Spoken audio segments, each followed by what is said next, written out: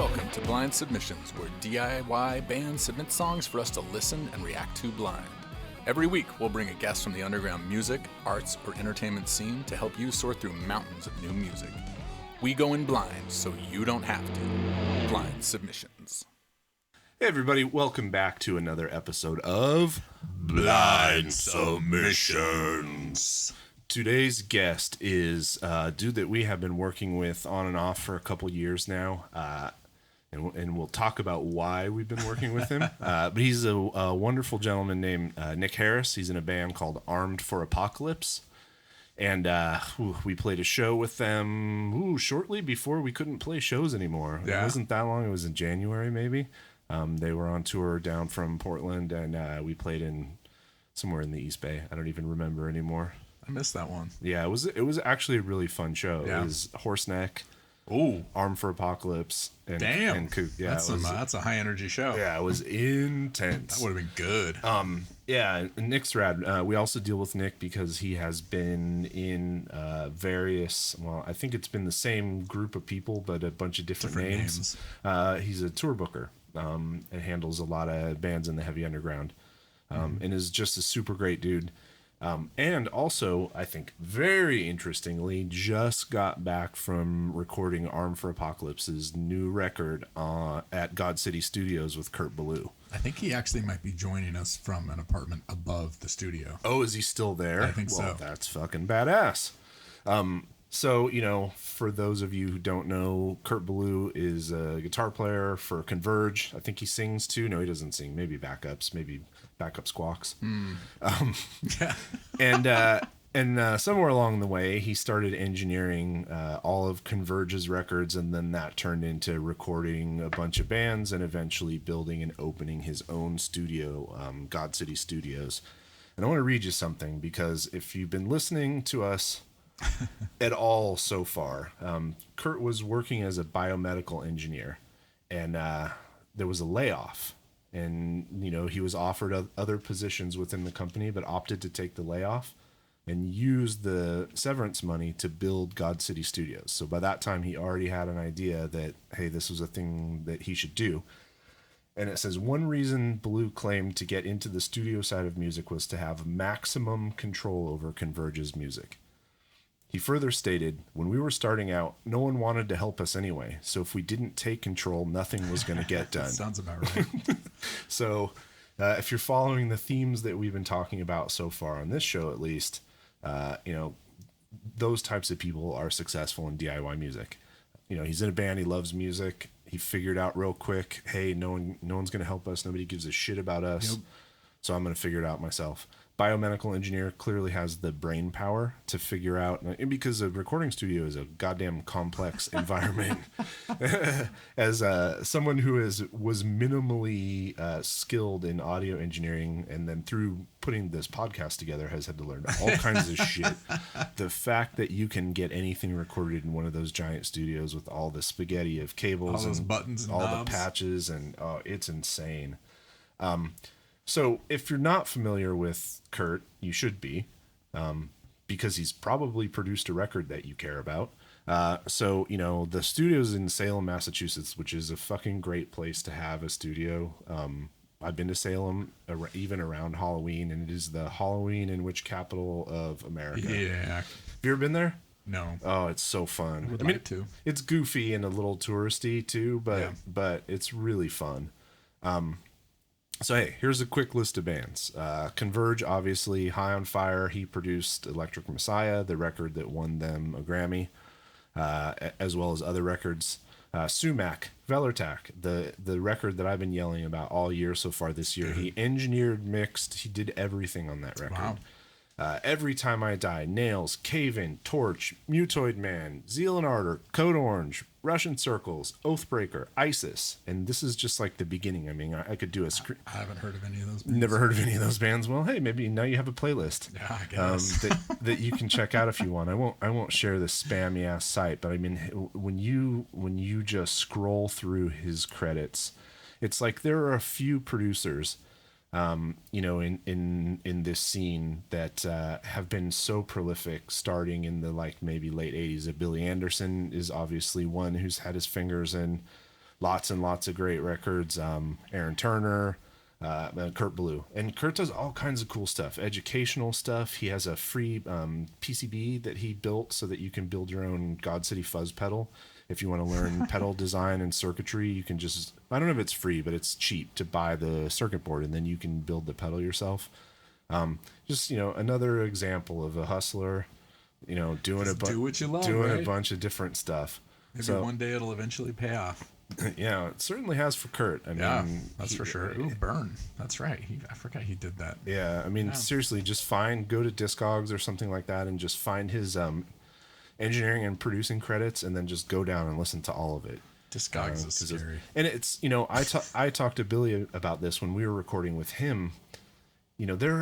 Every type of music has its complexities in terms of capturing what it sounds like, the way getting it to sound the way you want it to sound. But heavy music is really about capturing the weight of the music when you hear it live. I mean, a lot of the bands we're talking to are bands who have massive walls of equipment. They're very specific about vintage gear or hand-built gear. And they want you to feel the music, not just hear it. And capturing the weight of that heavy music is a real trick. Oh, completely. Yeah, and completely. And Billy said that was the hardest thing he refined over the years was all of the tricks that you need in the studio to replicate the live experience as much as possible. Not to make it sound like a live record, but to have the weight of live music at the volumes that we tend to play at, which are not recommended. All right, so that's kind of, I wanted to kick it off, and mostly I want to get Nick on because he tracked all his drums and he's been done for a couple days, and I want to hear how that shit went. So we can talk to him about other stuff too, of course, but that's good. Go ahead and welcome in Nick Harris, and there he is. What's up? Oh, you get sweet guitar for that entry. Yeah, I love it, dude. Hey, so repeat back to me what you said. You are still at the studio right now recording. Is this true? We are at Kurt Ballou's upstairs. We're staying in he's got the studio downstairs, GodCity Studios.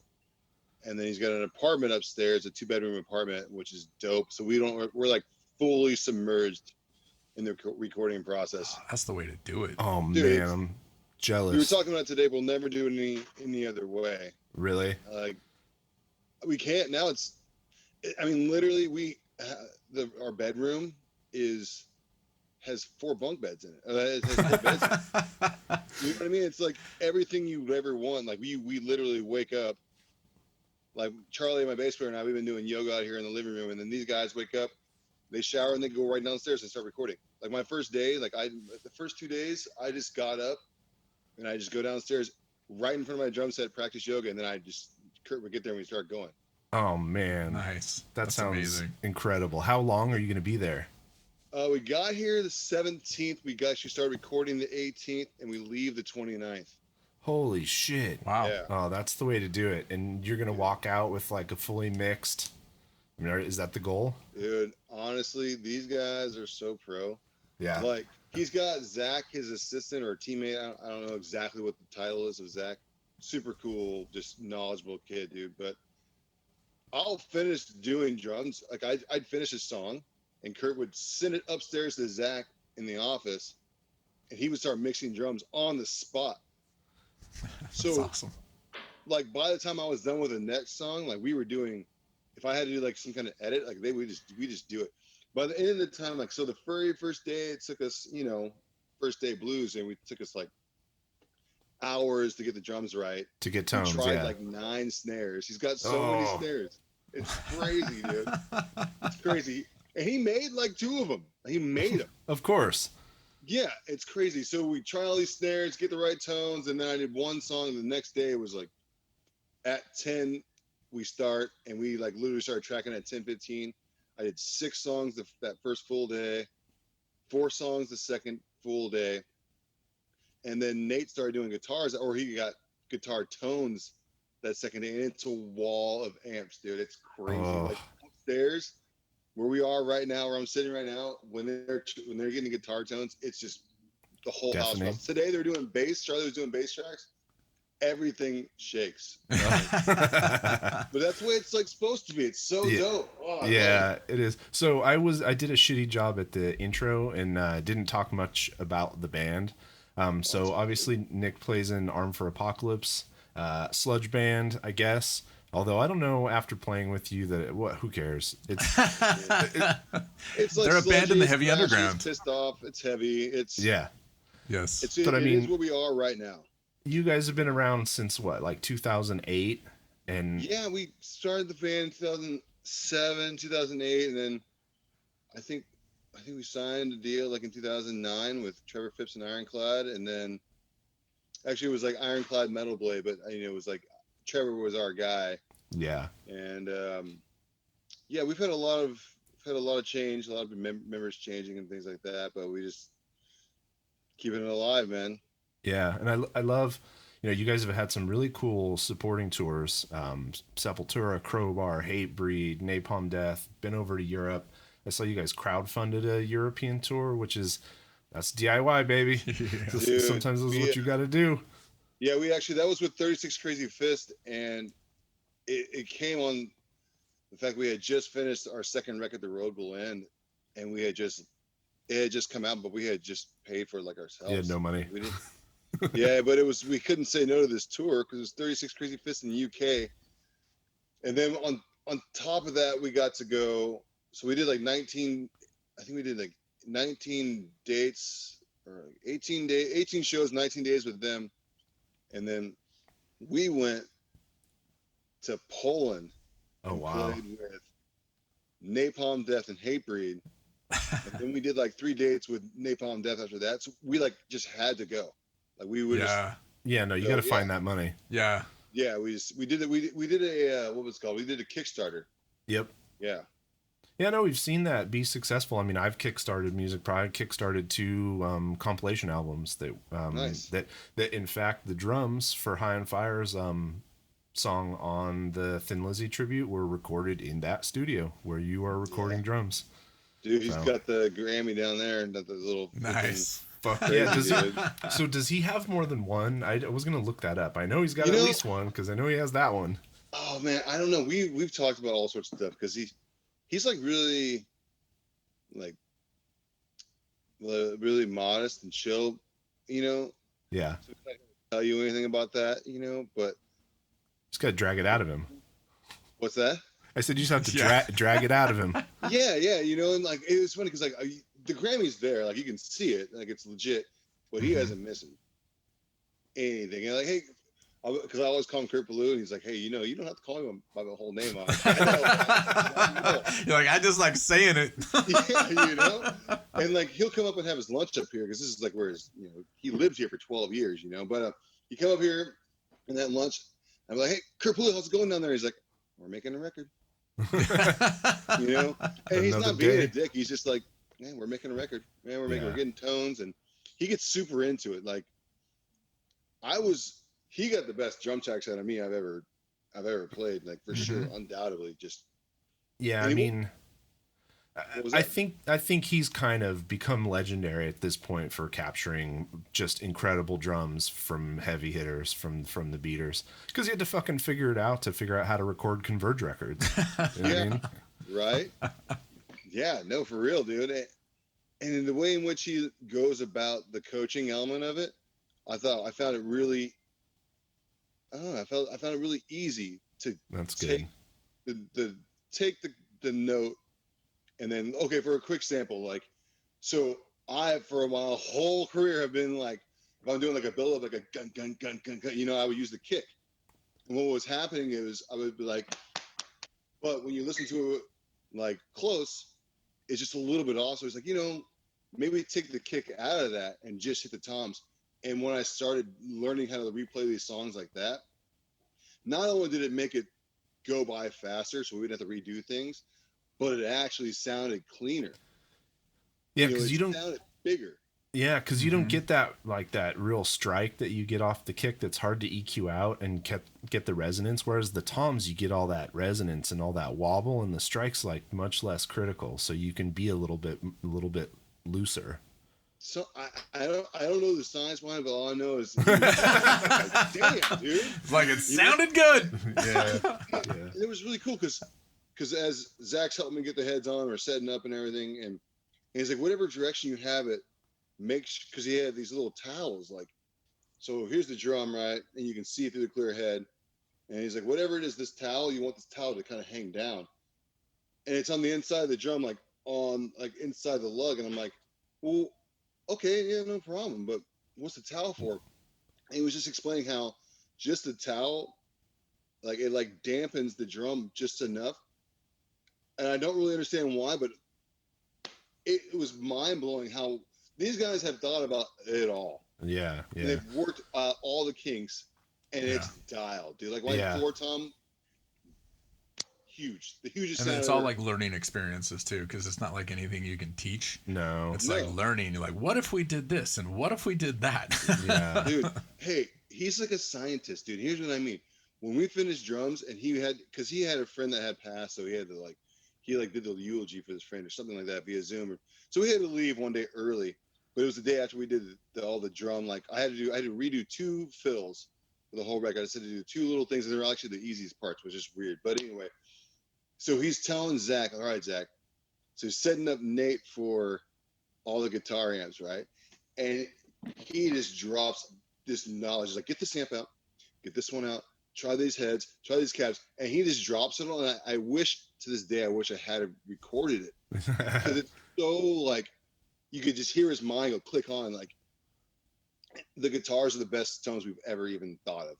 Yeah, I mean, we gave a little intro, kind of the theme for this episode, since you were at GodCity, was to talk a little bit about Kurt and his contribution and the founding of GodCity and his whole ethos. Like I read a quote where he basically said, look, we were a weird band and no one was going to help us anyway. So if we wanted to get anywhere, we were going to have to do for ourselves. And I think that's, been such a common theme in everybody that we've talked to in this podcast or in promoting shows or touring or whatever, is it's like the people who can do for themselves get by for sure. Yeah. Agreed. Yeah. And we talked also, I got to record with Billy Anderson, who's one of my all-time heroes. Right. And I did, I milked him like crazy in the studio. Did you call him Billy Anderson? Hi, Billy Anderson. No, I called him Billy. I was able to do that. He's such a goofy, unserious person that you like any wall that you have immediately is broken down because in the first 5 minutes he's thrown like 3 of the shittiest puns you've ever heard at you, and you're just like, oh, this guy's a dork. Like, awesome. Well, this is gonna be fine. It's easier to work with him. Yeah. But he taught, and I would love to have him and Kurt and other folks sit down and talk about the theories on how to capture this heavy, loud music. Like most studios, if you're shaking the walls when you're capturing guitar and bass, they'll tell you to stop. They'll tell you to go get a 10-watt amp because we can get the same sound with less volume. But none of these guys have figured out how to do it at full volume. So I don't know. And they don't. Like Billy was like, half of me wants to take an assistant or do training courses or write my methods down, but the other half of me knows that's my secret sauce. That's his bread and butter. That's my fucking secret sauce. And he does. I don't want to tell everybody what all the tricks are because then they have to come to me to get them. So oh man, no, that's cool. Yeah, we played with when I played with the 8 Machine, we did like a show with High Tone, Son of a Bitch. With High Tone, yeah. With Billy playing bass. Yeah, it was Orange Goblin show. I hadn't met him then, and that was cool. I didn't really know him, but Ian's like, oh, dude, that guy has recorded all these great bands. And I was like, oh, and then Ian's recorded tons of bands, dude. Well, I mean, Billy's discography has the second 2 Mr. Bungle records, Sleep, Dope Smoker, the first 3 High on Fire records. Oh wow. The Melvins. I mean, Billy's. Yeah, I mean, Billy's discography and Kurt's they're time shifted a little bit because Billy has continued to work with more underground bands, and Kurt has worked with some of the more mainstream bands. So Billy's doing the Bell Witch album from a couple years ago. That insane. That was like Dope Smoker and a half. It was like an 88-minute single song that those guys laid down. So But yeah, I would love someday these guys dump all their knowledge so that or just work with people, their assistants, so they make sure to pass that stuff down to somebody. Zach's definitely getting it. And you know what's crazy is these guys, like, this is something that blew our minds as a band, especially Kale. Our guitarist Kale does a lot of our pre-production stuff, and he uses Logic. So these guys use Pro Tools. They use Pro Tools. And one thing that they're really good at is allowing us to stay hot and capturing the vibe. So it's like the pre-roll on the recording, he'd be like, hey, that was good, do it again. I'm gonna start it here. But the thing is like, he has it back to where I need it to be before I even have time to like grab something to wipe my sweat. It's like he's ready to go right then. It's like one of those things that I don't know if you can teach that, but they keep you hot. Like, it's never time to cool off.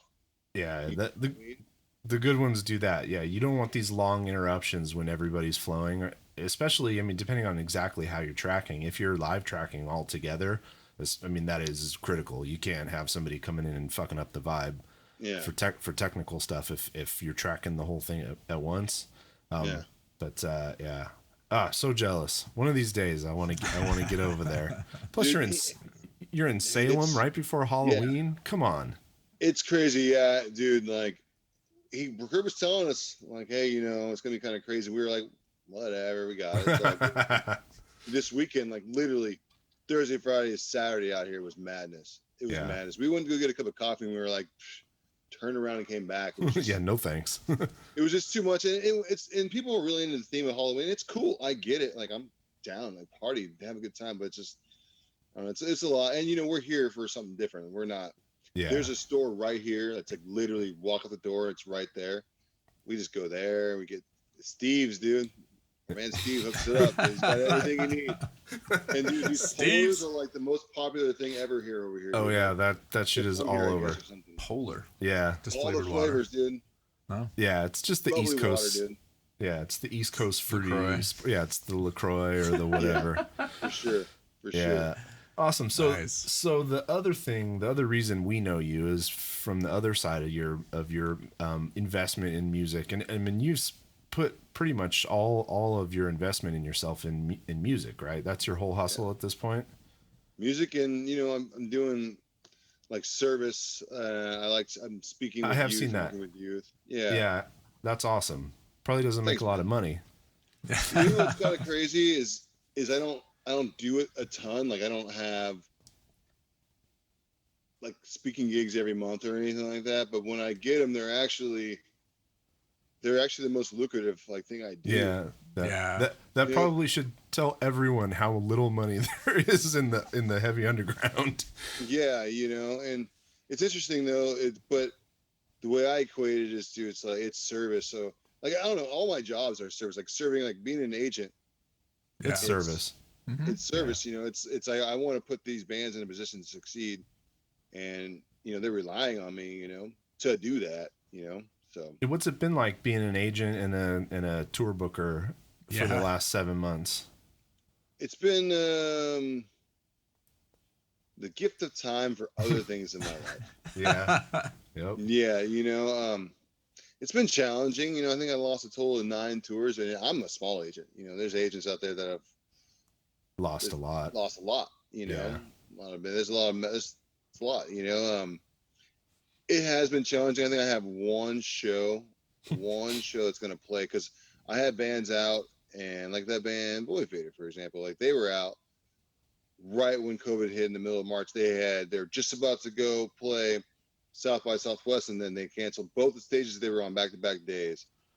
And they're like, what should we do? I'm like, well, our boss at the agency at AMG is saying that, it's time to come home, play it safe. And they're like, we're going to try a couple more shows. And they tried, and like they got shows canceled. Then it was like 2 days later, like, we're coming back. So that was once that happened, everything stopped. I tried to book some stuff out for like May, and I was trying to book it out for later, and then it just kept on canceling and canceling. So then Ian was just like, dude, you're just going to spin your wheels. Like, this is not going away, and no one knows what's cracking. Like, no one knows anything. So at that point, it was like, okay, well, let me have these one-on-ones with these bands of my clients. And I explain, but no one wants to stop because we all want to rock. Yeah. You know, it's like, it's what we want to do. That's why we play in bands, to play music. So it's been tough. A lot of tough conversations. And when I realized it's managing expectations, but being like super real. Yeah. Like, I haven't had to have this conversation with my bandmates because we're all like, you guys know, you know, and we were like, the plan was to come home and write a record or finish writing the record and record. So we didn't have plans of touring, but there were a lot of bands that were banking on touring. So it's been challenging, dude. I have one show. My band, a band I work for is called Autumn. They're playing one show this Friday night. The one show I have in 2020 since all this stuff went down. That's crazy. Where is it? It's in Cincinnati.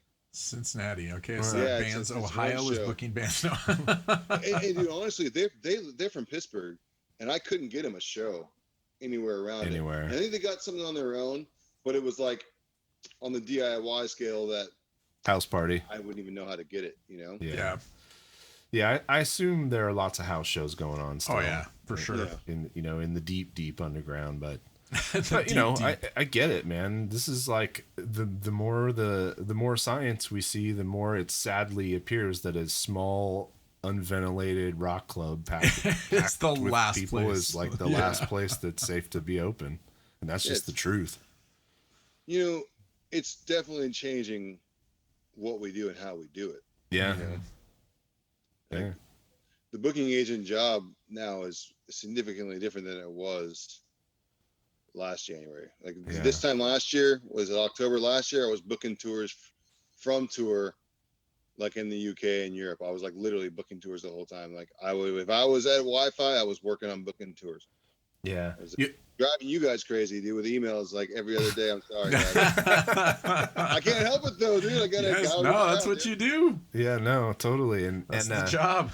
Yeah, I mean, we said the silver lining I tried to pull out of this is that with all of the new stress that we've had from all different angles, the one stress that we don't have is how are ticket sales? Are people going to show up? Can we pay the bands? Like the being able to step back from the insanity of promotion has been nice. Good for my psyche. Mm-hmm. So. It's good. I mean, honestly, like I said, it's the gift of time. Like, yep.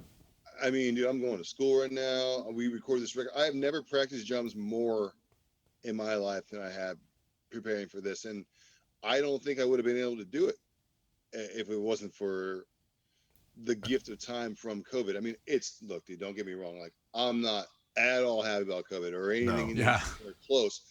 But the fact that I can go play drums from freaking 10 to 2 and I'm not really tripping out. And when I check my email, I only have email and it's spam. You know? Yeah. No, I feel it. There's a bright side to every situation. Yeah, it's funny. I don't know if you can tell or not, but today is the first day it has been like below 70 degrees in the Bay Area, and really? Look at us two assholes with sweatshirts on immediately because we're so cold. It was like 62 this morning. Oh man, you know it's been kind of nice up here. Today's like the first day there's any kind of wet. I mean, it's kind of cold. Yeah, I didn't even bring a jacket, but I packed light. But yeah, it's not that bad over here either. Yeah, I love Boston and Salem, and anytime I get a chance to go to Boston, I travel there for work quite a bit. There's always shows. Like I've never landed in Boston for like a 3 or 4 night stay and not been able to find 3 or 4 shows to go to. Yeah. Hope that comes back too, because we've seen the closure of some of the like key venues there. So yeah, dude, that's one of the things, and that's happening all over the world, man. All over the world. Yeah, well, they're empty buildings, and hopefully, when we can go back in there will be people to fill them up. I think the real fear is the corporate buyout possibilities, kind of the swoop in and buy low when everybody else is hurting, so that you're prepared. And so, no, anyone in the underground of any kind of means, start thinking about how could you position yourself to help the scene when we reemerge from this, to protect a local venue, or maybe to come back in and resuscitate it, or what is it that we could do if you can spare it, to help for 6 months from now or a year from now when things are coming back, and then we have this lag. It's like the toilet paper. There's going to be a lag time. It's going to be like, all right, we can play shows. Let's go play shows. Oh shit, there's no venues. There's no venues to play in. What do we do? So cool. And well, it's going to be those venues, unfortunately, that the $150 band, the $150 a night bands are going to be missing out on, because those are like the club type places that couldn't make it, and that are still independently owned. Yeah, I mean, for sure. the deep pockets of Live Nation and all of those guys haven't really dipped below, I think, about 500 cap venues. Yeah. So, and even it's hard to find an independent 500 cap, but it's like 300 and below that's all still like almost entirely independent and hurting. So, all right, well, let's maybe shift gears and listen to some fucking weird music that people submit. Well, I don't know that it's weird yet. We did listen to a song called "Fucked by a Bigfoot." Fucked by Bigfoot. That was a couple episodes ago. Hey guys, my bandmates just got here real quick. Oh yeah. I'm just gonna go let them in because there's only one key and I have. Is that okay? Oh, no worries. Please do. Yeah. Okay. We'll be here. All right. Dude, that's so killer that he's just fucking in Kurt's studio. We get the whole band on here. Yeah. Hey guys, this becomes a band interview. Yeah, really. How fun though, and man, 10 days. The most I've ever gotten to spend is like 6. Continuously 10 days, that's but crazy. 10 focus days where you're living above the studio. That's such a cool setup. Anytime I hear about a studio setup where there's kind of like crash space. What's up, guys? Sorry about that. Hey, what's up? You want to say hi to these dudes? Oh shit! Hey, what's up? Hey, dudes. Everybody's masked up. You got beer. Right, nice. Wait, what's in the box? What's in the box? Just beer. Oh, just beer. Lots of beer. Is it really beer? It's really beer. That's Trevor Phipps on Earth. Say what's up, Trevor Phipps on Earth. What's up? What is up? Good shit. I'm gonna go into our little secret hole. Look, go get a little privacy. Yeah. Oh, this is good. We get a little walk and talk. Yeah, it's all good. They're gonna do their thing. It's all good. Can you guys hear me still? Yeah. Yeah, you're great. All right, I'll close the door a little bit. Hey, don't feel bad. Party hard. Party hard. Live your life. That looked like a box of special beer too. Like something tells me somebody went and got some tree. It's a craft beer of some sort. Yeah, some tree house or there's some really like sought after stuff near where you are. So really? Yeah. Uh-huh. Okay. Like we've just been talking about the band beer thing. That bands are like having beers made and shit. Like we didn't. Oh yeah. Know that was a thing. Oh yeah. There's a few breweries that have Oliver Brewery is one that does for underground bands, not even just big bands, but for smaller bands. And I know David Paul Seymour, the artist, he does all the labels for Burial Beer Company, and I think Burial has done some bands. These are like Midwest.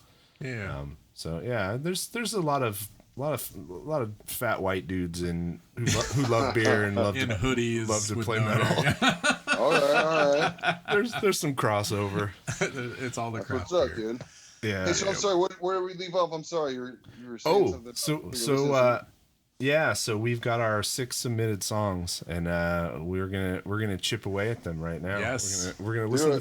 So give it a little bit of a listen, and then we'll kind of pause it at a spot that looks good, and kind of take the temperature, see what folks think, see if you want to listen to some more, have any thoughts on it. Let's do it. All right, so first I'm going to share the Bandcamp page of the first song so that you can kind of see. Torture Dance. Yes. This is who we will be kicking it off listening to. Oh, look, Arcata, California. So not exactly your way, but... Where is that? It's up there. It's Eureka. It's Humboldt. Oh, okay. Yeah. Arcata and Eureka are kind of like sister towns. If you come from the Bay Area, there's no difference between Arcata and Eureka. It's one town, but I guess they have some sort of town pride. It's definitely different, but I can't keep up. Yeah, we'll talk a little bit at the end about where you grew up and the sweet music scene there. Yeah. Okay. Which I have heard a preview of was not very vibrant. There was something, but it was weird. Like, I lived in a different, I don't know. Interesting place, I'll say that. All right, so we're expecting, like, what, a lot of guitar, licking of guitar? Well, is he standing in a field of marijuana? Maybe in a pot field. I don't know. Yes. All I don't right. know what this is gonna be. All right, so this song is called Torture Dance, It's gonna be and like some psych country or something. the band is Freakish Cantil. All right.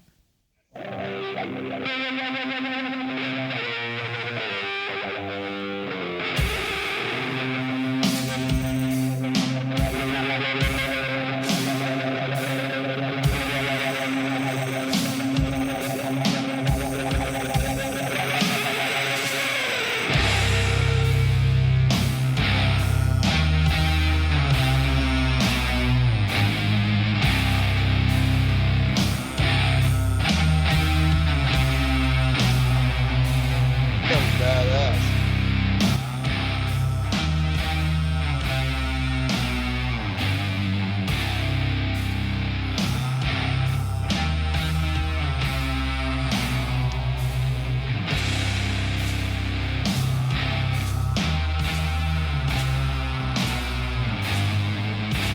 All right, That's cool. temperature check. I'm still listening. That's a good start. I think? like that shit, dude. Yeah. So we're like It's almost not what I was expecting at all. Not at all. no.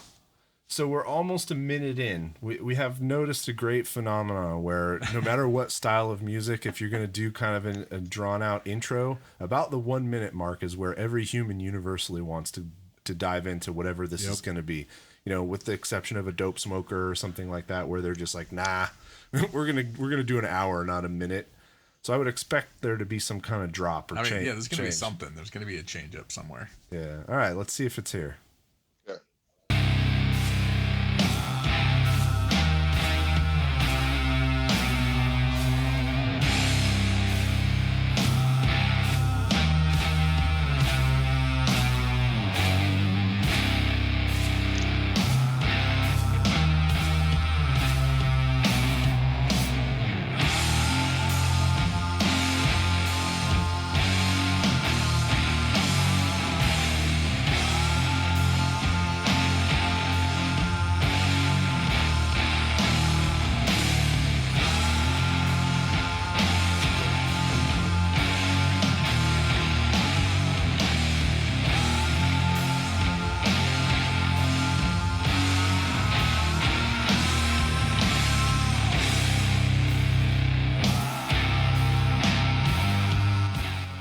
There are All no right. words. All to the right. song. Now I want to know if he's ever gonna sing. Yeah. I really like the song. I mean, Yeah. I think the music is really cool. I want it to go somewhere more. And the singing sounds cool, but it's interesting. I want it to have words. I want it to More actually words. sing something. Give me some words, baby. I think it's pretty cool. I think it's Yeah. got to do something though. Yeah. Yeah, it's funny too, and I find myself, you know, I'm curious how you listen to. I listen to music like a music dork who's always like dissecting it in the middle of it, unless it's so good it just like sucks me out. But like when he shifted into the second part, the second chord, I was like, all right, how many of these are we gonna hear? And my bet was on 2, but it was 4. But I think about that stuff all the time, and we always try to write in odd numbers. We try to write odd number sections just because it fucks with your brain a little bit, because everybody's expecting 2s and 4s all the time. Yeah. That is not me. No, that's not you. I just want to feel something. You Yeah. know, I just want the music to move me. I am not ever counting anything when I listen to a song. So my question is, are they doing anything like? I think that with a band like that, where they got a tone, they got a little bit of groove or whatever, like, are they doing anything? Am I gonna be bored as shit watching it, Yeah, or it's yeah. gonna be like, yeah, all Yeah. right, they got Yeah. something, you know? I'm gonna scoot to about halfway through. Okay. Oh, that sounds like a guitar solo, so I'm gonna. Still no words.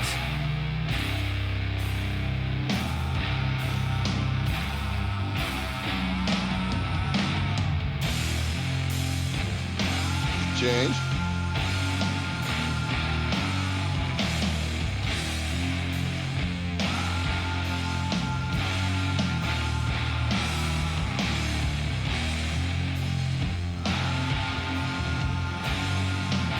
Where's that guitar solo?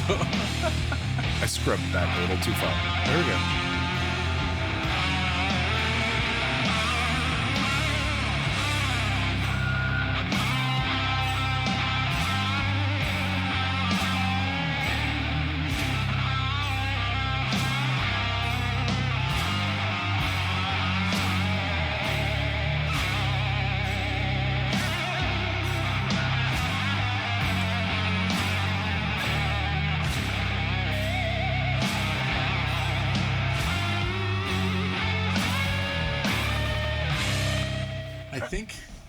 I think this is meant to be consumed in one piece while you're really high. Probably. That is. Yeah. I mean, they got feel and they have they have tones. Oh yeah. And he can play. Yeah. So. And I think at the beginning of the song I was super drawn in. I wanted to keep listening. Like this is gonna get fucking good. And then it just didn't do much else for the rest of the song. It would just have to be. They'd have to bring it live. 100%.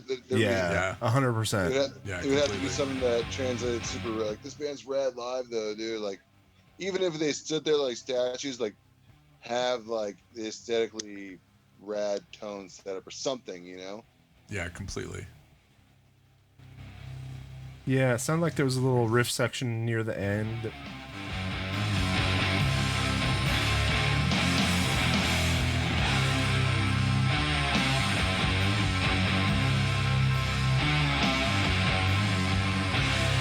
It's definitely good. I like it. It's good. It's super basic, but that can be intentional. I mean, if you look at, so you look at the Bandcamp, there's 2 songs on here. There's 2 followers, there's no merch, so this is obviously either a hobby or something new or something that somebody's trying to work out.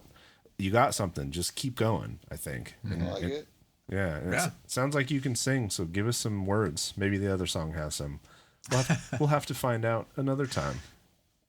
All right, so let's go to the next one. So the next one, we actually have 4 submitted songs and then 2 songs that I pulled off of the Bandcamp daily articles. Didn't listen to them, just picked a topic that seemed interesting to me, and then kind of closed my eyes and picked a song. And this is that's gonna sound nice in the recording. Ito? No, I'm missing. Oh no, yeah, Ito, Metal Lords. Ooh, that sounds metal. Sounds metal. Will it be? Is that metal? It's a guitar solo. Yeah. All right. So this is Ito. Oh. And why did you pick this? It was just featured in one of the articles. I'll talk about it after we listen to it a little bit. We've got the cross symbolism again. So I think I was going to go ahead and pick Metal Lords. Yes. Because I was curious. Now you see telltale signs that we're probably not listening to metal here. No. All the features and producers listed in the tracks. That's a lot of producers. All right, here we go. Wait, not there. Not there. Don't do it there.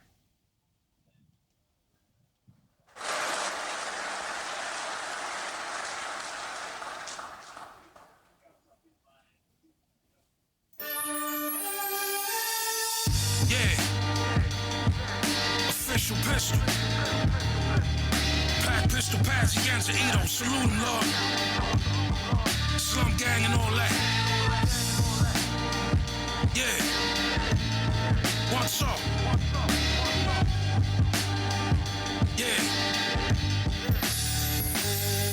Yeah.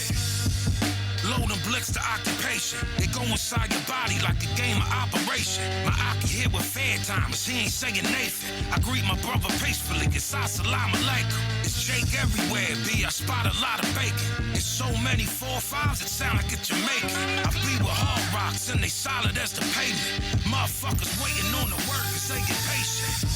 The semi-auto knock him off his axis. It's dog fear of law, Aki sackcloth to ashes. He moving forward and a baby in combatants, just so he can move the OT to Calabasas. I was on the brink, now I'm revitalized. Motherfuckers were dying, so check their vital signs. The devil playground is an idle mind. Chop a motherfucker head, homie, this is Bible times. Now you were idle at the devil's playground. That's your man. Nowadays it could you anything. Oh, I like that a lot. Yeah. That's pretty dope. Yeah. So the story behind this dude, and it's, you know, sometimes we have these like interesting inspirational stories. This is a story of perseverance. So this is a Atlanta-based label. I forget the name of the label. It's had a lot of, you know, fairly well-known artists on the label, and this guy's been at it for like 20 years and finally just popped like 2 or 3 years ago, which I think is pretty unusual in rap. It seems like it's a genre that Happens quick. It happens quick and it favors youth.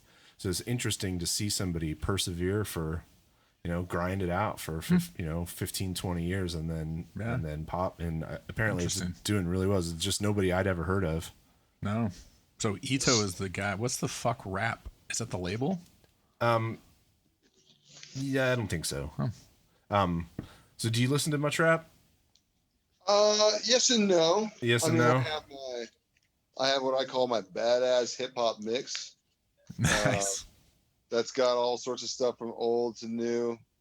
But I mean, I can appreciate that for sure. That was dope. Yeah. That was really dope. Interesting flow, and like in the article it said he like takes it almost sounded like kind of an Eminem deal where he'll like one song it'll be two characters talking back and forth to each other in different voices, you know, him doing both of the raps. Yeah. So like taking a kind of a more interesting or theatrical approach. I have had periods in my life where I was very deep into rap and then not paying attention to what was going on and very deep again.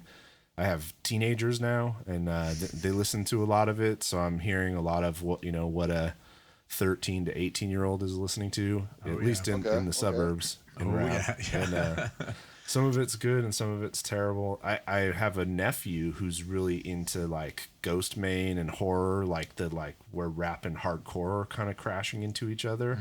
And that scene is fucking really cool. The new Ghost Main record that just came out is nuts, and it's like a hardcore record, and then with him yelling in the background. Yeah, that's just something I could. You're uneducated. No, I just don't like rap. Oh, you don't? I just don't.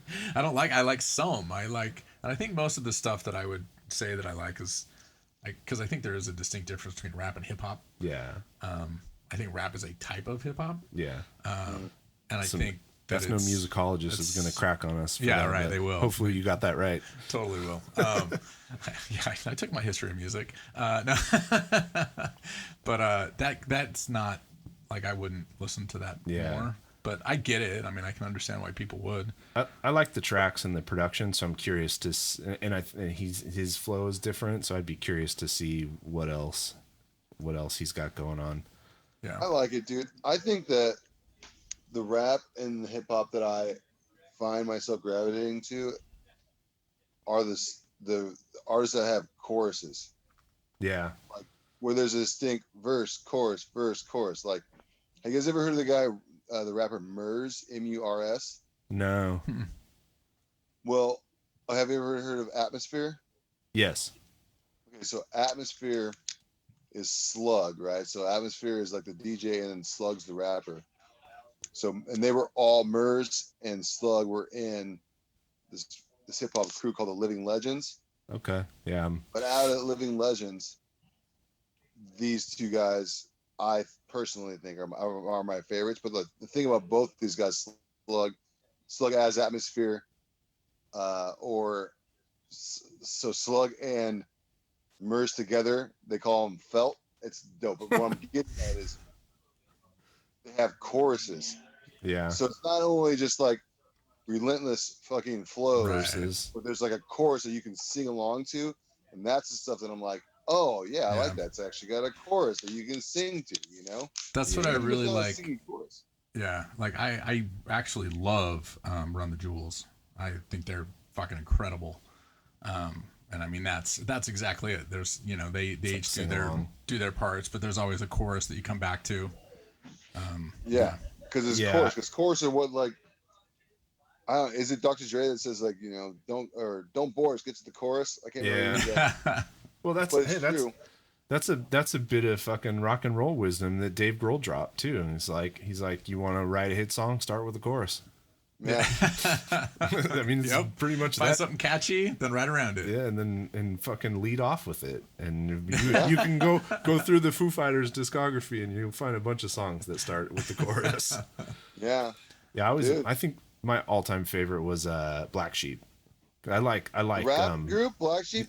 Yeah, I like the lyrical gymnastics, and I like the goofy stories, and Black Sheep was dope, dude. Yeah. Black Sheep was dope. I used to dig on Far Side and shit too, like shit like that whole like Tribe Called Quest. Yeah. See that kind of stuff I love. I love that stuff. All that stuff has choruses, dude. Yeah. Yeah. That must be it. I think I can also do Raising Hell front to back, every word of every song. Yeah. If I'm pressed, although now you're gonna make me do it and I won't. It's all good. Because that's when I grew up, man. I said last week, my first real live show was the Run DMC and the Beastie Boys Together Forever tour. My first like arena show. Yeah, so I was definitely shaped by that. Yeah, in that era of rap. But hey, I can even get into some of this stuff that people hate on, the mumble rap, the new stuff that's popular, because I think it's a really interesting thing that happens in music, that all these old rappers thought they would always be counterculture, and they didn't think that there would ever be a punk rock movement that said to them, hey, you're old and we don't want to do what you do, we're going to do something different, and the more you hate it, the more we're going to lean into it, because that's the whole point.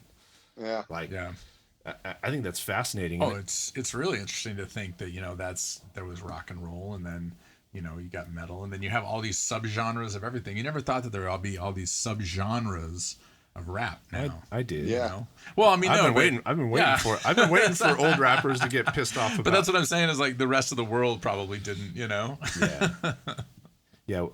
We didn't ever think we'd hear who's the fucking guy, Van Morrison, who put out an anti-mask song today. It's like, oh really? Who cares? You went through like the 60s.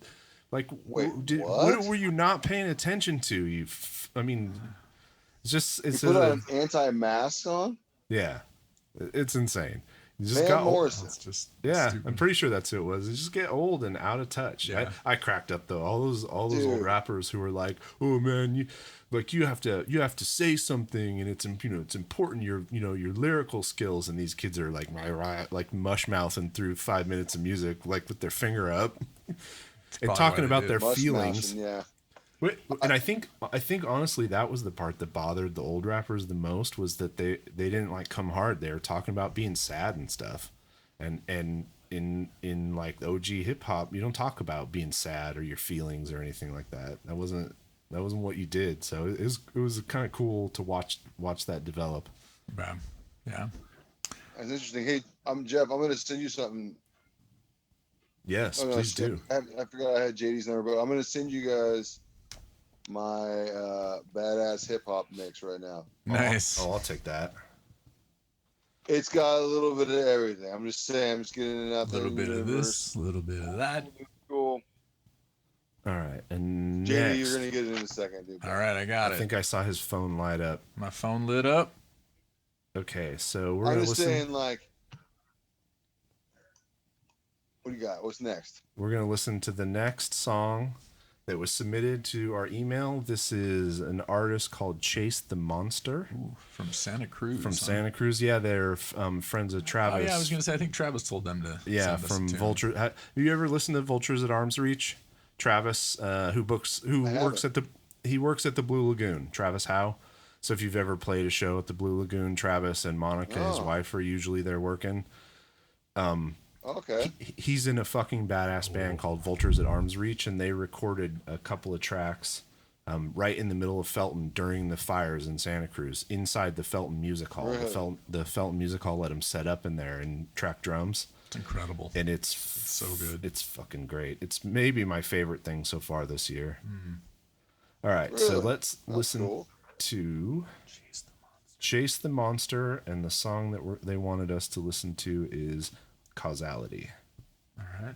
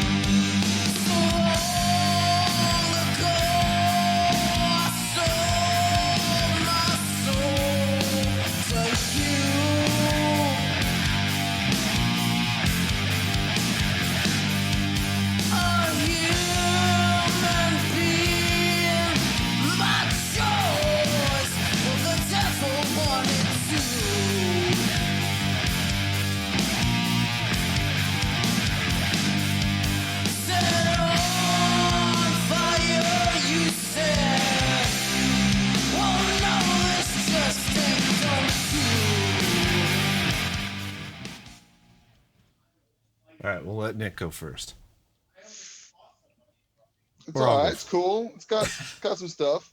Yeah, I mean, that's like some pretty straightforward, rock riffs. There's like real straightforward riffs, real straightforward structure, a little bit interesting twist in the vocals. I think I was so glad that the vocals came out the way they did. yeah. I definitely I was mean, expecting that vocal. I was just. But at the same time, like that kind of something stuff's about kind of cool though. Like I don't know, like when you're like, oh, it's gonna be this certain thing, and it's the exact opposite of what you thought. That's That's cool. I like that. Yeah. Yeah. I like that. The music, as it was coming in right before the vocals, I was like, fuck, this is gonna be one of those like old fat man that trying to do the growl vocals. It's just like, and I'm just like, oh god, don't give me that. And then it didn't give me that, and I was stoked. No, I was 100% expecting some washed up Whiskey a Go-Go hair metal dude to come in with some sweet 1987 vocals, and instead we got some kind of weird kind of 90s alt grunge vocals on top of it, Which worked. So tell me, I don't know if you could hear the quality that well. Those were electronic drums, right? The cymbals. I honestly thought it was like maybe they didn't play it to the metronome or something. Yeah, you'll have to listen back or listen to the track. I think that was an electronic kit. Look, this is what's fucking great about Bandcamp is you got an electric kit. You're stuck at home. I think they recorded this during the shelter, during lockdown. Just fucking record it and put it up there and see if people like it. Take feedback. This to me sounds like a band that's just getting started learning how to write rock songs, and they have the structure of a good basic rock song, and they just need to keep working. Yeah. Hell yeah. And these elements too, it's like they probably have some sort of influence, Yeah. I mean, like we all do, of course, but it's like in this instance, I'm like, what are my influencers doing to make these songs a little bit more listenable? Not that one wasn't, but it's like if you listen to a band that's similar, that's successful, sometimes you'll hear like the intro part's not a whole minute, maybe it's like 25 seconds or something like that, so those little things, dude. Like we've learned so much just from fucking 100%. Oh no, I totally get what you're saying. It's like if you're gonna take that road and play that kind of very straightforward hard rock and roll, you gotta fucking execute. And so you gotta level up your skills in recording and writing and tracking.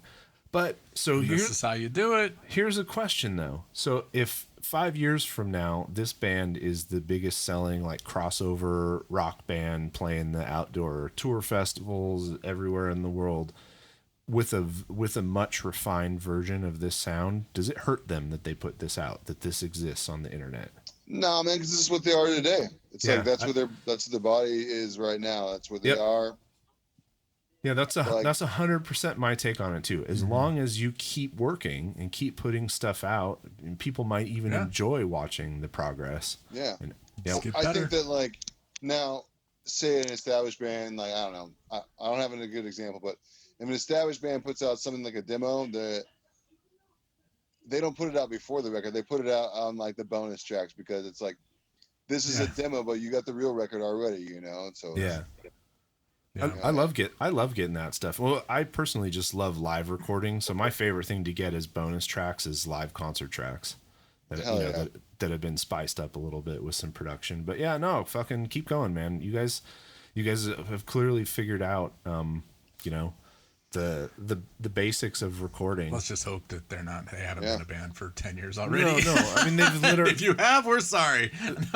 They've literally just released 2 songs in September of this. I think their first 2 songs ever. So I always think that about previous releases, man. I think once upon a time the industry wanted you to scrub that shit from the world. The executives and marketing people didn't want any people need to think you've always been good. Yeah, any evidence that you were not good. But fuck, man, with everybody's got a camera, every live show gets filmed and posted. Like your actual abilities are going to be laid bare. So don't fucking worry about it. Just progress. Mm-hmm.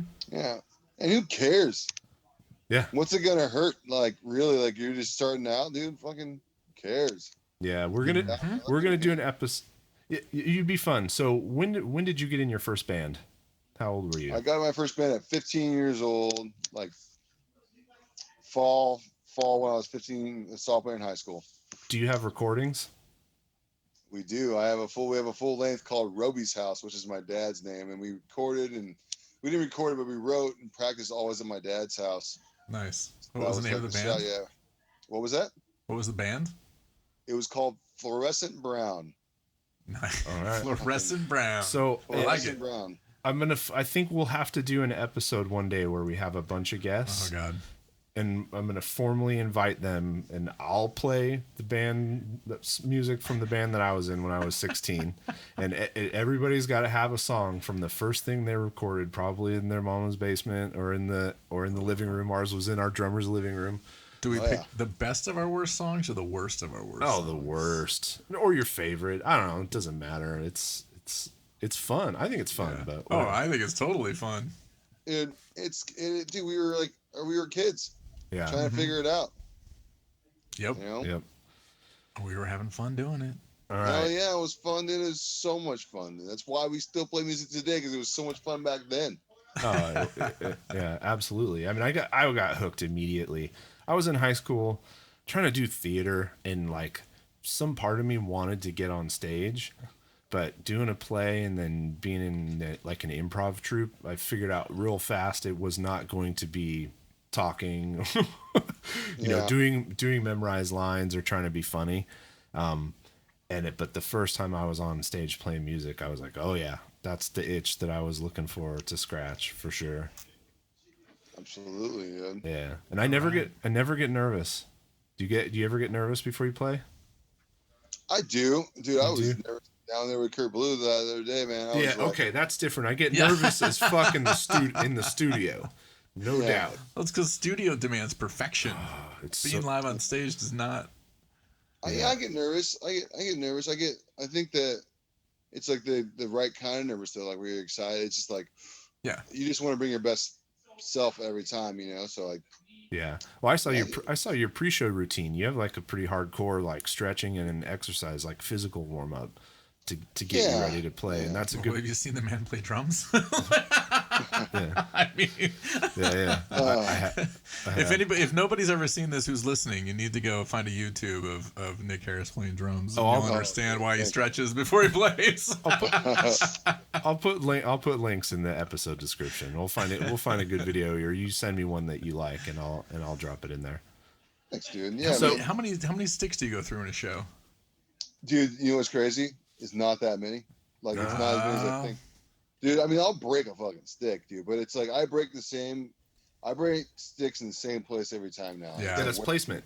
Yeah. No, Andy Patterson, the drummer for Sub Rosa, and an old friend of JD's said, like, it's all about placement. And like, you can I beat the shit out of my drums, but I know where I'm hitting them every time. My marks are and my sticks in the same spot. He said, when I pull somebody's drumstick and I see chips all up and down, I go, what are you doing?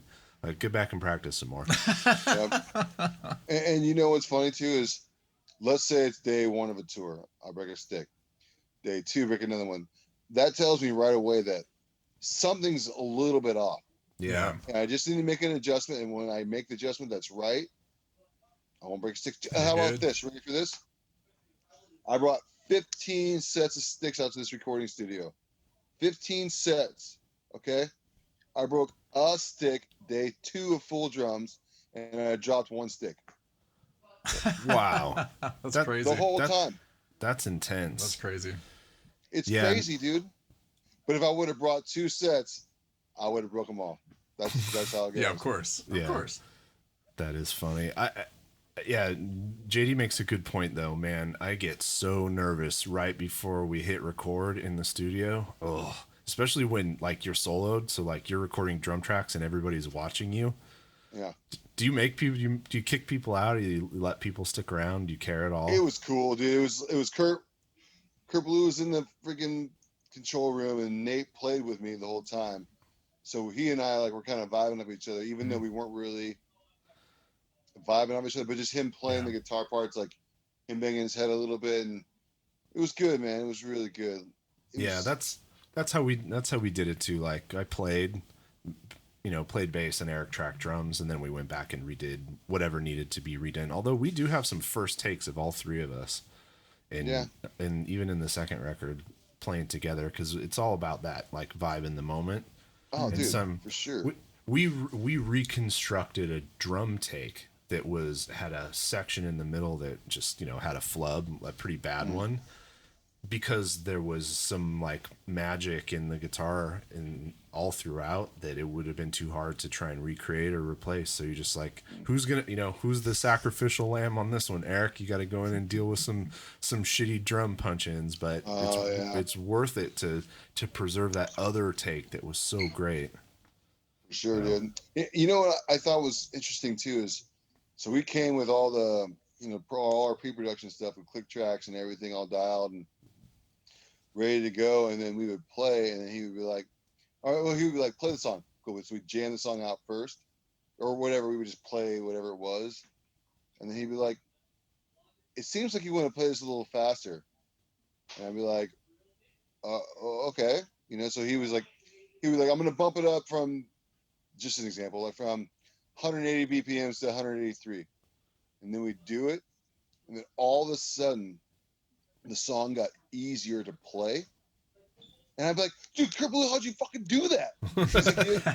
He's like, you're just fighting it. You're holding back your natural feel, trying to stay on time. But if you just speed it up to where you're actually trying to play, the whole song plays better.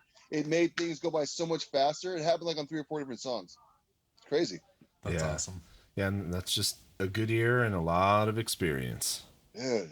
All right. And he was so kind about it too. Like I never felt dumb. I never felt like he was like, he was always like, I think I'm going to try that one again. Or he'd be like, hey man, you got it. Now do it with some power. Like little things like that, That's fun. So we kind of split up the listening and take a minute to see if we got any merch in, if we bought any records or band shirts or any shit like that. I know you probably are you're in a studio across the country from your home, so you've got no new merch. You got a few pairs of sticks and some clothes, and that's about it, which is totally fine. What do you have, JD? What'd you get? I got some represses that actually one is an original, but so recently. Oh, dang. I see a Far record. Oh, he recognizes the Far. Look at that. Yes. Yeah, take it out. Yeah, let's take it out of there so it's not so shiny. There you go. Water Another one. That's the one. Oh, it's so good. So good. So this label repressed these, and just recently had to get it because I do not have this on vinyl, but I mean, one of my fucking favorite bands from the 90s for sure. Far is amazing. Came up about the same time the Deftones did. They actually did a lot of stuff together. Yeah. Deftones blew up and Far kind of didn't. But their frontman, Jonah, is probably one of the most intense, just appealing singers I've ever seen on stage. I mean, he just gives it, and it's amazing. I'll have to find some videos. I also got this one. So this is one that I've just been wanting forever. It's a band called Cast Iron Hike, and it was actually Mike Gallagher from ISIS. This was one of his first bands. They only put out one album, one full-length album anyways, and I've been dying to get it forever. It's kind of cool. It's purple. Nice little purple one. Yeah. But this is, I mean, so anybody that really wants a good, like, just kind of post-hardcore album that is just balls to the wall, this is it. It's so good. Actually, I think I'd be surprised because they're from Boston. And actually, I bet Kurt actually knows of them. Well, Kurt produced the ISIS Mosquito Control EP, which was like fairly early in the history of ISIS. So we live in a very small world, and everybody knows everybody else. So I'm sure he does. All right, so I've talked about it a few times.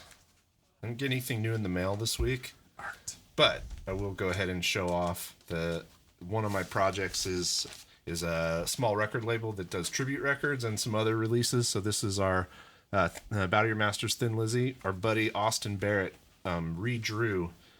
repainted actually two classic Thin Lizzy covers, kind of reimagined them for the modern age, and then David Paul Seymour kind of redrew a couple of classic band photos, and then of course the iconic photo. This was like 3 years of labor to get this record done. Just set that up. And I yelled about when we talked to Nighthawk from Heavy Temple, because they have a record coming out and they had records pressed by Wax Mage, and I asked her if she bought a copy of the Wax Mage, and she did, because this is the kind of shit that you get when Wax Mage does records for you. Yeah, I mean, it's so cool. Look at that. Ooh. That's a beaut, Clark. So, just a little plug. I love it, dude. Hey, man, I just want to show you guys this. This is my screensaver. You guys see that bad boy? Of course. Nice. Yeah, that's the one, one, makes me man. so happy to see that, dude. Oh, have you listened to this record yet? Did you even know? Is that the one that you gave me, or is that something different? No, I think I gave you the. I gave you a copy of this, right? You did. Thin Lizzy I don't have a covers. freaking record player in my house. Oh well, it's all on Bandcamp. There you go. No, I mean, we got Mothership, Maz Generator, Wizard Egypt, Red Wizard Worshipper. They're in Boston.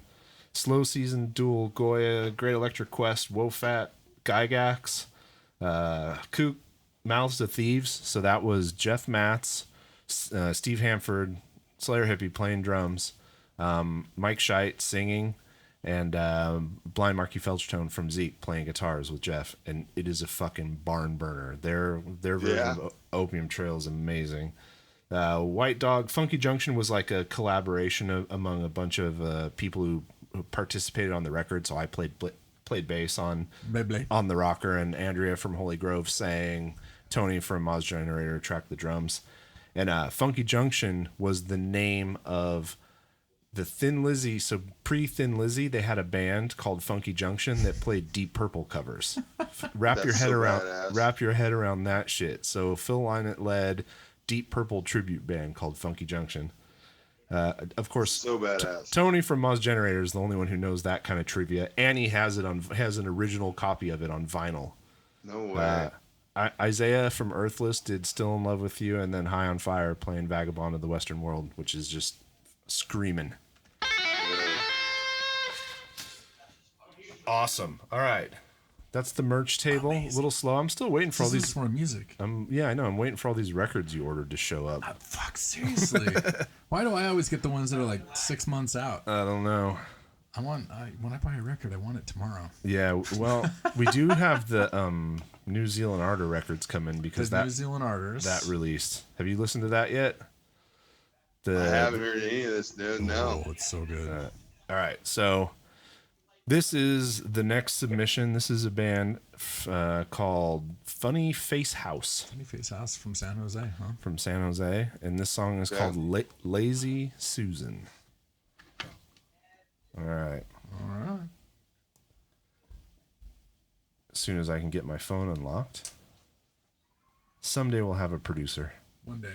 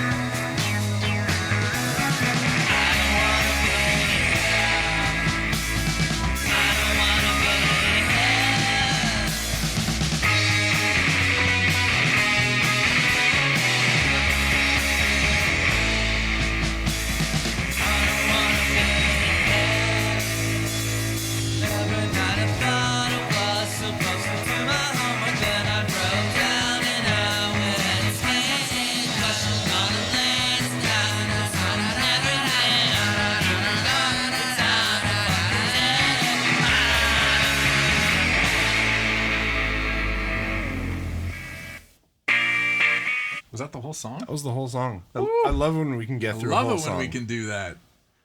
Kind of fucking liked it. Well, once again, like context. Yeah. Like in reading this, yeah, because I was listening to it going, God, did they record this like on a 4-track in a bedroom? They did. They did. On a Tascam 488. How many did they have to bounce a bunch of tracks? What a pain in the ass.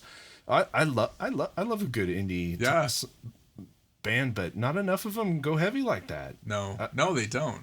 No, they don't. I kind of liked it. I did. I liked it. Oh, completely. Yeah, I'm into it. It kind of had this sort of jangly Dead Milkmen, Violent Femmes, but heavier vibe to it. Yeah, they could have been the other band in the Battle of the Bands in Scott Pilgrim. Yeah, completely. Yeah, I mean, it's like find the right indie director and fucking latch on and do a whole soundtrack of that stuff. Completely. That's awesome. They're right here in San Jose. That's kind of good, dude. Yeah, I'm down. That's cool. They got a nice little deal on some small label in Seattle producing cassettes for them. That's cool. That's fun. Tone deaf. Yeah, tone deaf. Oh, that's rad. I love that cassettes came back, even though I'm against them with every fiber of my being from a sound standpoint. Like we suffered through that shit. We don't have to do it again. We don't have to do it again. But it's authentic. Yeah. Yeah, it's cool, man. I'd listen to that again. Yeah, I would, and I would check out the rest of the tracks too. Completely. All right, so let's see. So the next one is our second Bandcamp pick, my second Bandcamp pick. And it is an artist called Watch Jeff Scroll Through Bandcamp, called Songhoy Blues. And the song is called Bar, Barre. Barre. From Mali. From Mali, Africa. Huh. So I'm guessing that they're part of a genre Bandcamp wanted us to know about? No, not so much. I think it was just a feature of one band. All right. Hold on, I didn't wish list them. So you guys talk about the cover, and I'll pull up the music. What kind of music are we gonna hear? Well, I have no idea. The name is certainly a potential. Oh, is Songhoy a type of? No, blues. Oh well, the blues. Well, of course the blues, but Songhoy Blues. I don't. Is there like a? I don't know. You don't know? I have no idea. All right, so absolutely no idea. Let's just hear it.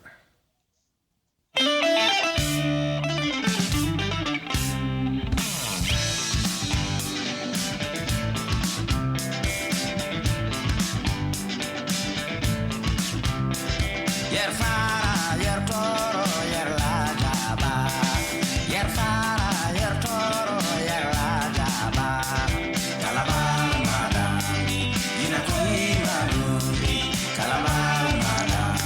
Trevor Phipps. Thank you for coming out, man. I want to hear those mixes as soon as they get done. When we get those mixes, send them to me. Later, Trevor Phipps. Sorry about that, guys. Oh, no worries. It's okay. I'm not gonna lie. I think it came out hot. I like it. Yeah. I want. Yeah? I want I to hear didn't even need to understand what they were saying. I thought that was cool how. Let's pick it. Rolled it. Came out with a hook right away. Yeah, let's listen to a little bit of another one. I'm curious. Was that the first song? And then I'll talk about. Fuck yeah.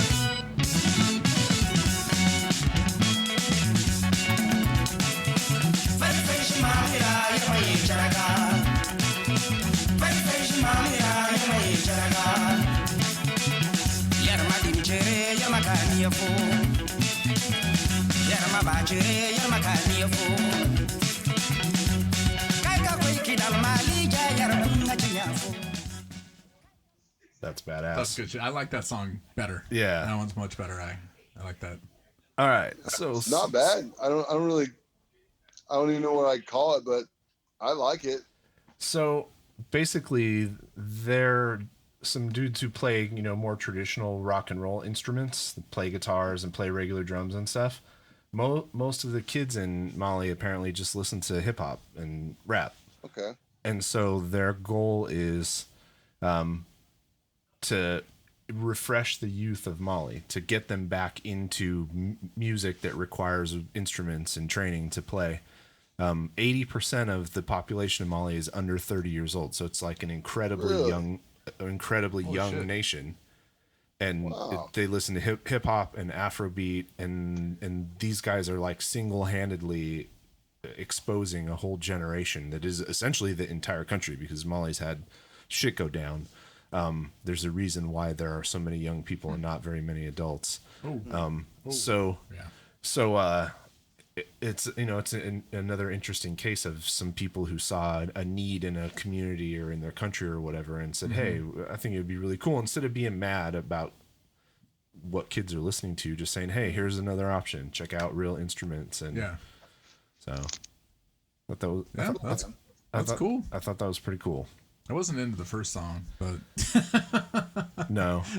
But now that I understand, once again, it's the context. When you know that this is what they're doing, it totally changes the way you hear the music. Yeah, for sure. All right, the final submission comes to us from 3 Towers, and the song is called Dr. Death. 3 Towers. Yeah. Heard that name before? Yes, you have. So they're a Bay Area band. I listened to some demos a long time ago. I haven't listened to them in a long time, but Omar is a tireless supporter of the scene around here. And so as soon as I saw that he submitted something, I was like, all right, let's hear it. All right. So I really like this cover. I like it's kind of a cartoonish looking skull with giant teeth. Well, I grew up in the Bay Area on Pusshead and Metallica art, 100%. right? And It's just a little cuter than Pusshead. It is, yeah. It's cuter, but the same kind of exaggerated proportions. And the first skateboard I bought was a Zorlak because of the Pusshead artwork. Of course. That was the only reason. All right, let's hear it.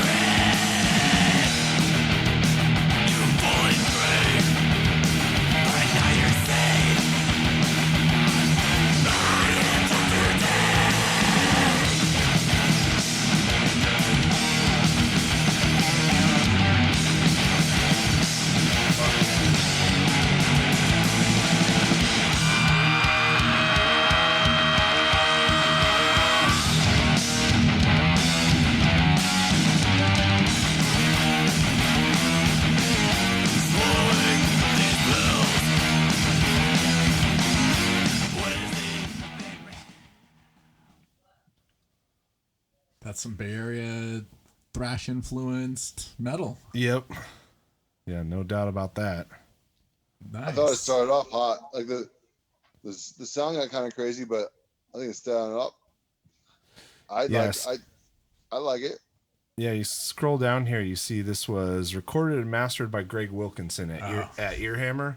So Greg sort of took over from Billy when Billy left the Bay Area, and they were working at the same time anyways, basically churning through every underground heavy band that needs to record in the Bay Area. And he's recorded some really fucking great records, like the Necrot record that just came out. I mean, Greg's another one who's got a really incredible pedigree and lots of work in his belt, so that he's got all those tricks too. Nice. Just like these other guys, recording lots of extreme stuff too.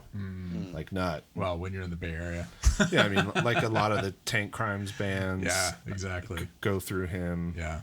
Well, it looks like all the proceeds from this song are being donated, so that's cool. Yeah, and it looks like they've released a series of things that are kind of like shelter in place singles. Yeah.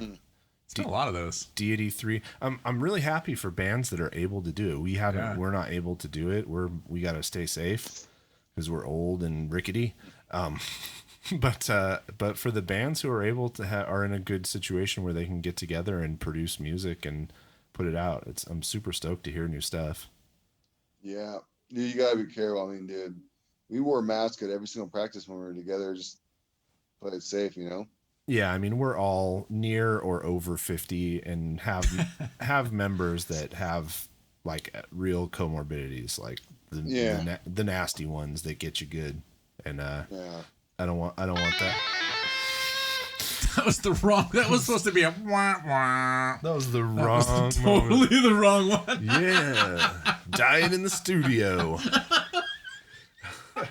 I just can't have that shit on my conscience, man. I can't. Or it could be me. Sorry, guys. Wrong step. Yeah, you gotta play it safe. Like we every single thing we're doing in this studio situation right now is with mask on. Like, except for when I track drums, he's like, you don't have to wear a mask when you're tracking. I was like, awesome. Like, the first thing I did with a mask. After that, I didn't do it. But when we go into the control room, mask up. You know. Yep. This is what it is, man. Yeah, you have to. And I mean, that's we can't play shows anyways. We have nearly a full album's worth of stuff done that we have good recordings of. So we can kind of sit back with that and refine it. And when it's time to, because the next step is to book studio time and to go and record. And none of us want to do that now. So, no. But I'm glad other people are. I mean, it's different. Your life situation plays into it a lot. Do you have kids? What's your job? What's your exposure? We're in a position to like do our part extra for the people who can't, who have to assume more risk. So why not just, it's not much else I can do to help. One thing I can do is just fucking stay at home. Stay home. Wear a mask when you leave. Stay at home, yeah, dude. I mean, yeah. This is pretty freaking cool. Like, this is fucking... Yeah, I'm jealous. I'm talking about what you guys are doing right now. Doing the... Yeah, no, this was... this. Yeah. Oh, no, this is awesome. Yeah, no, we're having fun. And awesome, dude. Once or twice a week having a nice long conversation with either an old friend or somebody that we've never met before. Just talking about music and playing music, because that's my replacement for being out at a club, being out at a show, shooting the shit. This is completely positive, and... Dude, JD asked me, but I'm like, fuck yeah, dude. Yeah. This is badass. Yeah. And I'm not going to lie, you got me pumped on bringing out that bar record, dude. Like, yeah. Dude. Oh, man. Like, the first, 6 songs. Actually, the whole record's great, but, dude. It's so good. But, yeah, I mean, they come out of the gates. They just bring it out of the gates. Oh man, and then the last little oh my gosh, like listen to that totally right now. Dude, but then I love the second song and how it's like, oh man, so whoever put that in order did a great job. Yeah, 100%. Ordering the songs on the record. Yeah. It's just perfect, dude. What's your guys' process for figuring that out? Yeah, what's your take? How do you do it? Done this. Oh man. Because see, Kurt made us do get feedback tracks, like, so we like, let's get some feedback here, blah, blah, because we didn't really know. And I had been practicing with the guys, like so I'd have the metronome in my ear and the scratch guitar. So like I would have 4 click, click, click, click, and then I'd be like 1, 2, 3, 4. Then we get into the song, right? And then we were doing like the third or fourth song. He's like, hey, do you want to start every song with hi-hats? I'm like, no. Like, is this a trick question? No, I don't know. This is how we've been practicing it for the last 5 months, dude. I don't fucking know. But long story short, we started going all clicks. I started every song with clicks. And long story short, like last night, we went through the whole record because it was almost done at that point last night. And then we started doing the track listing. We wrote them all out. We had our ideas, but then these songs flow really good together. And then Kurt Ballou has his own ideas, like this would go really good right here. So we're like taking those ideas and we wrote them all last night. So now we kind of got the feedback and stuff today. So now we're going to see how it actually flows. We still have like 4 songs to do on bass. He's doing the bass last. And so we've got like 4 or 5 songs to do tomorrow, but I think I have a pretty good idea of the order. What it's going to be. Pretty good. It's so, fucking pissed, dude. How much music, how long is the total? What's the total length? We came into the recording preparation process with like 25 songs. We narrowed it down to 16. Now we decided on 11 songs. Whoa. And is it under 40 minutes of music? It'll be long. I bet you, I don't know. Yeah. Because I would bet it's over 40 minutes though. Because this is a thing that you have to take into account when you're thinking all the way through to the record, because 40 minutes is about the most you can squeeze out of a single LP. Yeah. Right? So then, and track ordering makes a difference too, because if you have a vinyl focus, then you need to think about fitting 20 minutes, not just getting the right order, but fitting 20 minutes per side. And the funny thing you say that is because we already talked about the song that would be song 1 on the second side. Yeah, we talked about that a lot yesterday. Like, you have like 2 song 1s. Yeah, you get you get two closers and 2 song 1s. Yeah, it's like this would be song 1 on the second side of the LP, and it was just funny because we were talking about that because Kale, he's really like he's been really thinking about that, and like brought it out, and we were like, oh man. So we kind of started looking at it as 2 different groups of songs. It's been interesting, man, because like there's 2 songs that we both could. They're all like, this could be the closer, but because it has closer elements to it, doesn't mean it has to be the closer. Yeah. You know, it's gonna be tough, but we have a pretty good idea. Good idea. Yeah. And are all the songs kind of like individual stories, or is there like an overarching? They're all kind of have their own subject that you're picking off in each song. Yeah, pretty much. And dude, like, I think there's like 1 blast beaty song. There's like 4 songs that straight up just fucking punk ass D beats, fucking 205 BPM shit, and like there's our like slow heavy shit. So I was gonna say that doesn't sound like sludge to me. No, dude, but it has its elements. I would say this, especially with this situation, the way in which we're doing it, has captured who we are today very well. Yeah, nice. You know, so that's got to be a good feeling when you like you're still sitting there and you still have time, but you know already like we captured it. Did you know?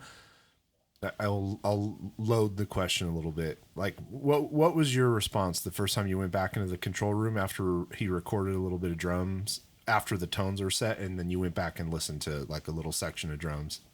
We did. Well, I don't know if this is actually the real name or the working title, but we did the song called Neck Brace that we've been working. It's called Neck Brace. And I remember just like, there's a part that's like, it's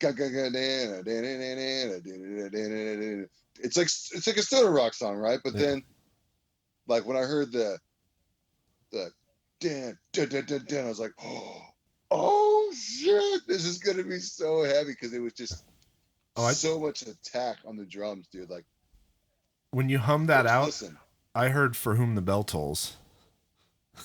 in my head. In my head. You'll hear what I mean. Though. You'll be like, "Oh, I see," because it's like right before the bridge part, and then we get into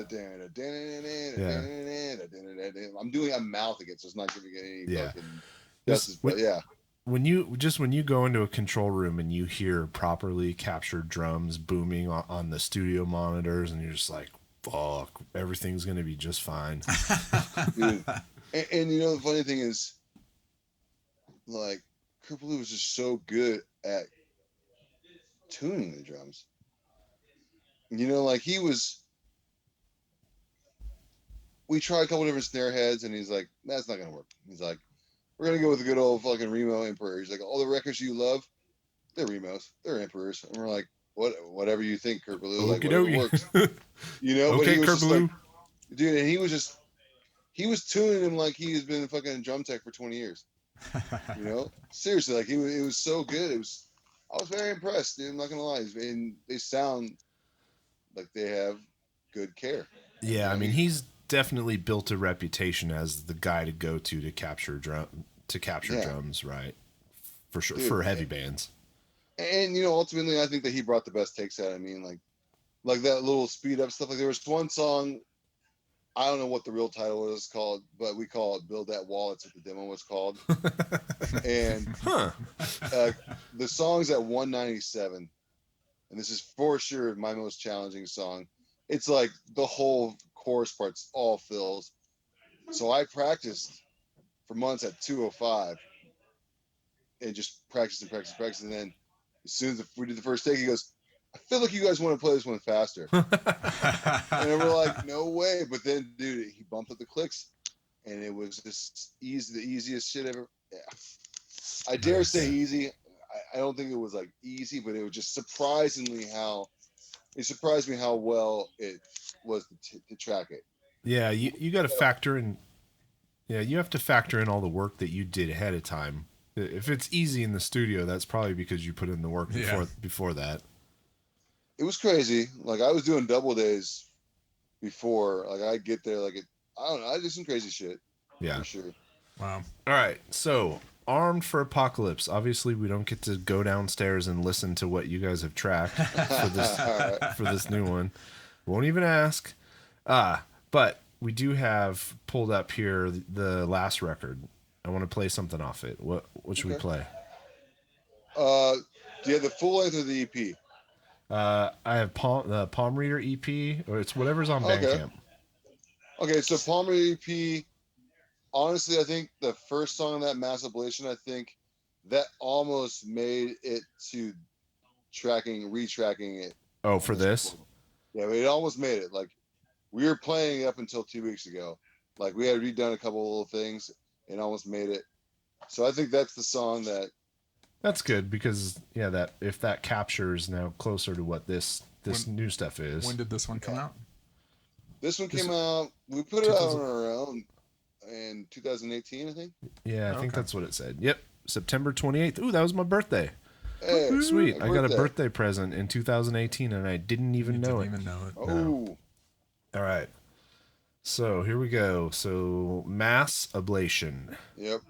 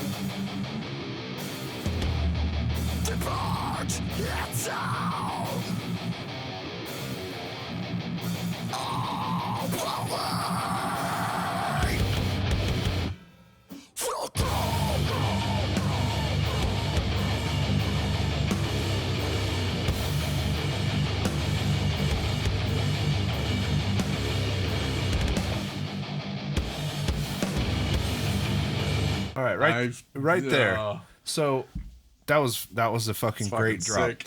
But a couple times in there, everybody dropped out except for you and the singer. I don't hear enough of that. Honestly, that has such a really cool effect in kind of getting rid of all of our ugly tones so that you can just hear the drums and the vocals. I think people should do that more, especially tastefully like that. Just a little second of it. Yeah. Thank you very much. So go ahead. To hear that kind of stuff. I'm not gonna lie, it's weird to hear it. I believe it. I can imagine. Yeah.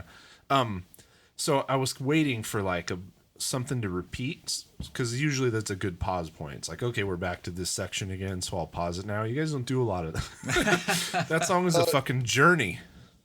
You know what's funny is that it's probably why I didn't make it on this. Yeah. Really? Yeah, like we didn't quote unquote write hooks, but we're focusing on parts that even if it's not like your traditional chorus, it's a memorable part.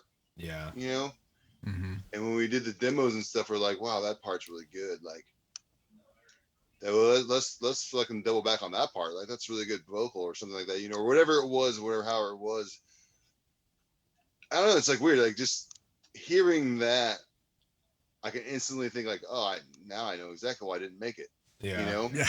I don't know. I don't know if it's because of the same thing you're saying, but maybe subconsciously that's what's happening. I'm just like, well, there's no parts.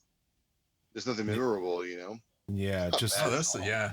I mean, there was memorable, but nothing. Oh, super memorable. But no repetition, which the brain loves, like, because we love to try and predict what's next. It hit like once again, at like the 1 minute mark, there was like some fucking groove going down with that guitar part that was, god damn, that was good. Yeah, it was really good.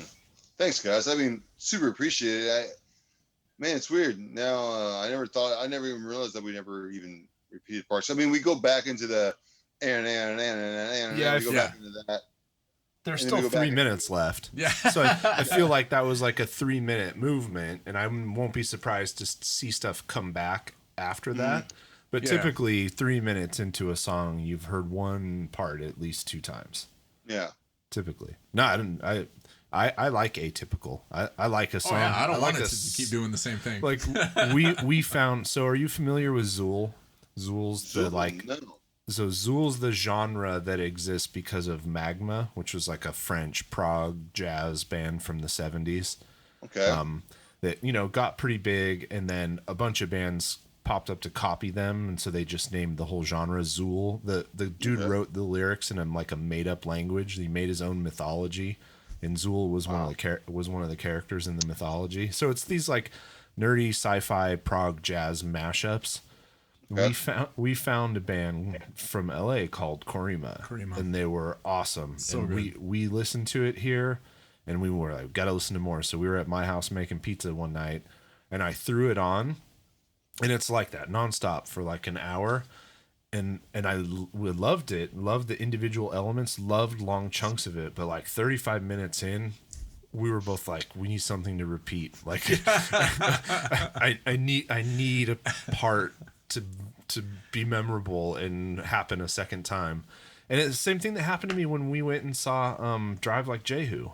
Oh yeah. Like, that music is so chaotic, and I dug into it, and I really dug it, but like 40 minutes in, my nerves were shot because it's just all like 33-degree turns in a different dimension, every single part. And like, I love that stuff, but there's some, I don't know, some perfect soup. So there's some perfect soup of elements for my listening taste. It's frantic. That gives all of those things in one song. Yeah.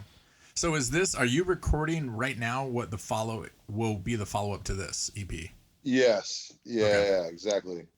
Actually, we had recorded a full length and it didn't get picked up. Like, so we were so paranoid not to have something come out for 5 years. So we basically took the full length and broke it up into Chopped our it 4 down. favorites Gotcha. on this, made this EP. And we were like panicking, dude. Like, and this is like, I don't know, maybe this is, I don't know what it is, but the first record we ever did, like Trevor Phipps, who came on earlier, that was dropping off the beer or whatever. He's the lead singer of Unearth, and he had Ironclad Records, and he put out our very first record. And it was like literally we recorded these demos tracks and we put them up, or the PRP like posted them. Oh, okay. Yeah, and then Trevor Phipps, his business partner at the time, heard them, and then we like signed that deal for the first record within like 3 weeks of those tracks being up. Maybe not 3 weeks, but Oh, it was wow. like really quick. And then he had first right to refusal on the Road Blynd, which is our second record. And we had first right to refusal. So he's like, oh yeah, we want this. So it was like both of our first records got recorded, went out with the fucking first person that we sent it to, like it got picked up. Yeah. So then it's weird to not have that happen. We were like, what the fuck is going on? Like, this is so crazy. So what I said with this new process we were in right now is like, whatever we did last time, we're not doing this time. So everything we did before, nothing is going to be the same. Do it a different way. Yeah, everything we did. So, because, I mean, the first two were just, I don't know, it's like we were like a full band. And like, when we recorded this stuff that you just heard, like, I lived in Spain and I came home, and then 2 days later we recorded this stuff. Like, I just like, we weren't like a band. We had these songs, but it wasn't like a band. There was no camaraderie. I mean, we were homies, you know. Yeah. We do tours and shit, but it wasn't like it is now, where we were practicing. Did we practice like 4 or 5 days a week? Oh, that's the way to do it's it. The job. Yeah. Oh man, I'm even more excited to hear this new stuff now. So are you going to shop it once it's done, or do you guys have something in the works already? Well, Trevor is, he's now more of our manager in the U.S., and he's got ideas, and he's kind of discussing with. Oh, he actually did vocals today he did a guest appearance. Oh, nice. Oh, cool. They were super pumped about it because he lives in Boston. He lives right around here, so it's cool. But and then Brady DePros is our manager in the UK and Europe, and he's in a band called Conjure. Actually, this beanie I'm wearing right now. And, you guys should check out that band if you haven't. Conjurer. They're badass. It's super heavy. Yeah, I've listened to them. Yeah, so like I'll have to check it out. Yeah, so I mean, like, they have these ideas. You know, actually, it was Brady's idea for us to come here. He's like, you guys need to go to either Will Putney or Kurt Ballou. Yeah, you have to do something big, and it has to be big. Yeah, no, I and if you're gonna do it, because that's, you know, you're investing in yourselves. If you're gonna do it, you got to do the work ahead of time. Because how bad would you feel to not be prepared and to not make the absolute most of the 10 or 11 days that you have there? It's a gift to be able to do it, because it tells you a couple things, right? First of all, Kurt doesn't take anyone who pays money. So if he agrees to record you, that's because he liked what he heard. So so you have that in your back pocket. You have the real honest truth that having his stamp on your record is going to make a difference when it comes time to shop it, not just because it's going to sound great and because he got great takes out of you and he pushed you guys, but because people know who he is, and they know if it got through his gate, then maybe they should take a listen to it. So no, I think it's a smart move all the way around. And it's why for the second record we invested in having Billy record us. Yeah. Not only because I knew I would like the output, but because it was a moment to invest in ourselves, to get something that. Sorry, go ahead. Yeah, just to get something that sounds great, and then to get something that has his stamp, and reaches the audience that he can reach. Art's another thing. Like, have you guys figured out cover art yet? No, we actually, dude, that's fun. It's interesting you talk about that, because literally Trevor was asking us all these questions today, and we're like, dude, we're just gonna fucking finish this Bad Dog and get it done. So then it's we'll like get there. Yeah. Mastered, But I mean, I'll tell you this much, dude. Like, I have never practiced this much ever in my life for fucking anything. And I think that my bandmates can say the same thing. And I feel as if, as this band, as we are right now today, it's like the best band we've ever been. And I think the recording has captured that. Reflect that, yeah. Nice. Yeah, and also I think that fucking our attitudes are so different. Like, I'm fucking sober. I mean, it'll be 4 years in February, and I think that the way I think now, my brain works way better. Yeah. And I think that without even, how about this? I never said shit to these guys about drinking this whole time. They just drink. Tonight's the first night they've actually like drank, because we're done. Like, there's 4 songs to go on bass. They're having drinks with Trevor. Like, I never asked them to do that, but that's like, we're all here to work. It's just a whole different thing. Oh, look, I've been through that experience of recording one record with somebody on the DL who wasn't really there to do work, and it affected the outcome. And we're the same way. I mean, we have a mix of sober and not sober people, but we were dead serious, and we were to bed early, up early, clear-headed, in the studio and out, because we just knew, here's the window that we have. Yeah. One reason, no energy wasted on anything else.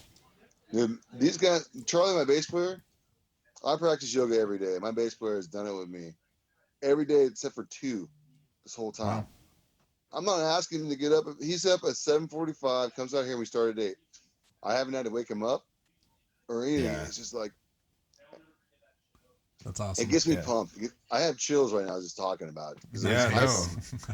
No, I think people will hear that, and it's especially when it's most likely your own money on the line to make this happen. It's absolutely. Like fuck you, you're not wasting my money. Like, I feel the same way about touring too. When we had a situation where somebody on tour was fucking us up, it was like, hey man, how do you think this all happens? Like, we all have to like work together, not waste money, not show up fucked up so that we can't play, so that we don't even have a chance to collect our $200 or whatever it was that we were maybe gonna get out of the door, and to, like, touring's not fun when you're in a situation like that. It sucks. It's fun when everybody's like on the same page, on the same level, doing the same thing together and enjoying it. And when you add those extra stressors like that, I'm out. Like, we had a member who fucked around on tour, and the day we got home, it was like, oh, that's it. Like, that's it. Peace. We're too old for this shit. Like, I'm not babysitting grown men. I'm fucking around on tour. Period.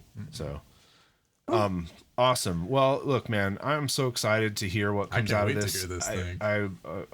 I won't beg or make you promise, but if some early tracks were to arrive in my inbox, I would maybe listen to them. We'd love to play them. Well, I'll tell you this much: the second that I'm allowed to share anything, there you go. It would be my absolute pleasure to share with you guys, man. No, that's an absolute promise. As soon as I can, I will. Yeah, no, there's important protocols that have to be followed when you're serious about this stuff. So cool. Yeah. Well, shit, I can't believe we just had 2 hours of you in Kurt Ballou's apartment talking us through the recording of the new record. So stoked for you guys. Yeah, completely. Thank you completely. So much, man. Dude, this has been an honor for me to be here. I swear, when I got that first email from you, JD, I was like, hell yeah, dude. Yes, like, nice.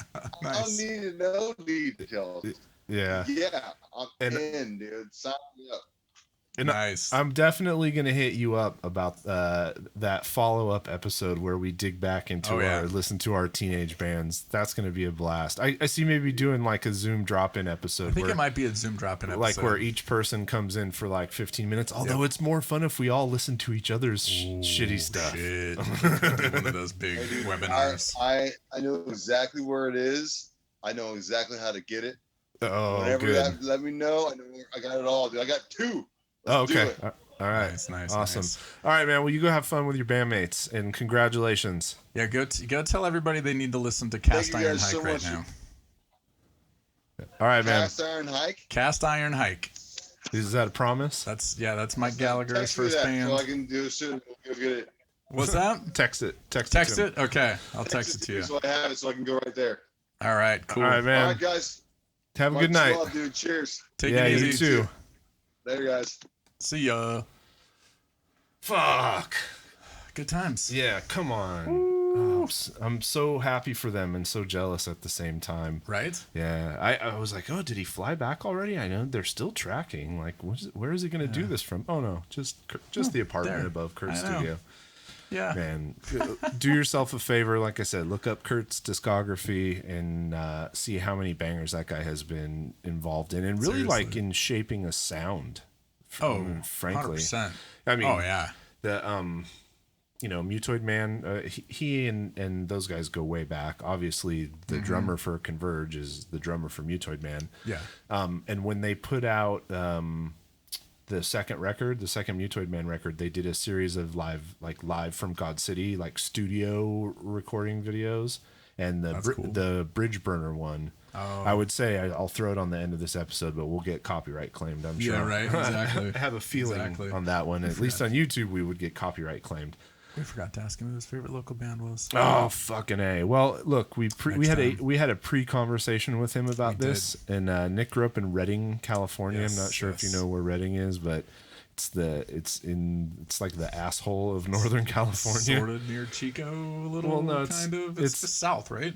No, it's north. No, it's north on 5 right before That's you right. before you get to Mount Shasta. So you hang a right at.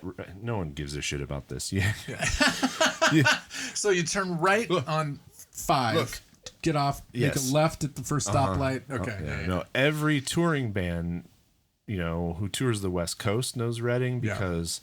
The only way from Washington and Oregon to California is Highway 5. So everybody drives on 5, and you leave Oregon and you wind through pretty much a whole bunch of nothing. You pass Mount Shasta, which is a giant ice covered volcano all year long.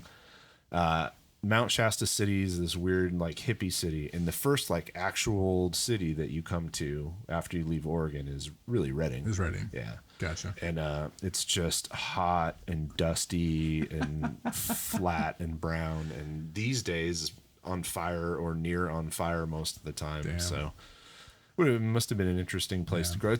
To me, it's the kind of place that breeds good musicians, though. Oh yeah. Yeah, just like there's something about small towns. Yeah, angry. Yep. Nothing to do around here. Completely. That's why there's so much pissed off music in Salt Lake. Awesome. Well, that was a blast. We're over 2 hours, so we will go ahead and sign the fuck off. Unless you have anything else you want to say? I don't think so. No? Awesome. All right. Well, thanks again, everybody. Thanks for sticking it out, listening through. We won't have any long songs at the end of this one to push it over the 2 hour and 20-minute mark. But put some Far on for Nick. Yeah, I could put some Far on. Go and listen to Far. And if you liked any of the bands that we played tonight, go and listen to them. Yes. Buy their music, their digital music. Buy their merch. Buy records from them. If you heard anything you like, the bands really do appreciate the support. This is true. All right. Well, bands like support. Thanks, everybody. Thank you, everybody. This has been another episode of Blynd Submyshynz. We out. Thanks for joining us for another week of Blynd Submyshynz. See episode description for links to all artists discussed in this episode, and visit their sites to support them directly by buying music and merch. Share links to the podcast or YouTube videos with your friends, especially if they're in bands. Bands! If you want us to listen to your music on a future episode, please submit one song to blyndsub@gmail.com. That is blyndsub, blyndsub@gmail.com. Bandcamp links preferred, but not required. Find us on social media at Blynd Submyshynz. Full video episodes are available on our YouTube. Remember, we go in blind, so you don't have to.